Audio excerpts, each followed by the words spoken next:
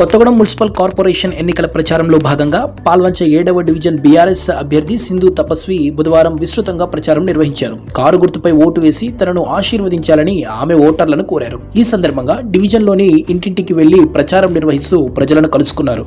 కేసీఆర్ హయాంలో అమలైన సంక్షేమ పథకాలు, అభివృద్ధి కార్యక్రమాలను ప్రజలకు వివరించారు. బీఆర్ఎస్ ప్రభుత్వ హయాంలో చేపట్టిన సంక్షేమ పథకాలను గుర్తు చేస్తూ బీఆర్ఎస్ పార్టీకి అవకాశం ఇవ్వాలని విజ్ఞప్తి చేశారు.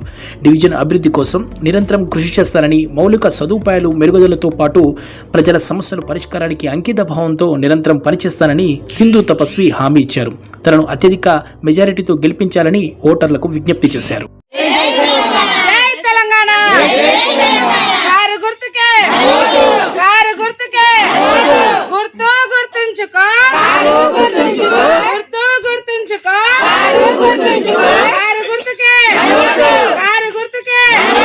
తెలంగాణ.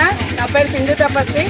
నేను ఇంటర్నేషనల్ టైక్వాండో ప్లేయర్ని. బీఆర్ఎస్ పార్టీ తరఫున 7వ డివిజన్లో నేను కార్పొరేటర్ అభ్యర్థిగా పోటీ చేస్తున్నాను.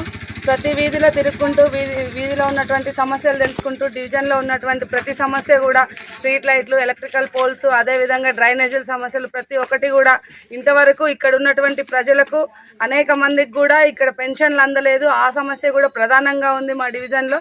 ఇవన్నీ తెలుసుకుంటూ ప్రతి ఒక్కరిని డోర్ టు డోర్ మేము కలుసుకుంటూ ప్రతి ఒక్కరి దగ్గరికి, ఓటర్ దగ్గరికి వెళ్తూ ఓటును అభ్యర్థించడం జరుగుతుంది. మీరందరూ కూడా డివిజన్లో ఉన్నటువంటి ప్రజలందరూ కూడా ఆలోచించండి. చదువుకున్న వాళ్ళను, వాటి గురించి తెలిసిన వాళ్ళను, రాజకీయంగా నేను ఎప్పటి నుండో ఉద్యమం అప్పటి నుండి బీఆర్ఎస్ పార్టీతోటే ఉన్నా.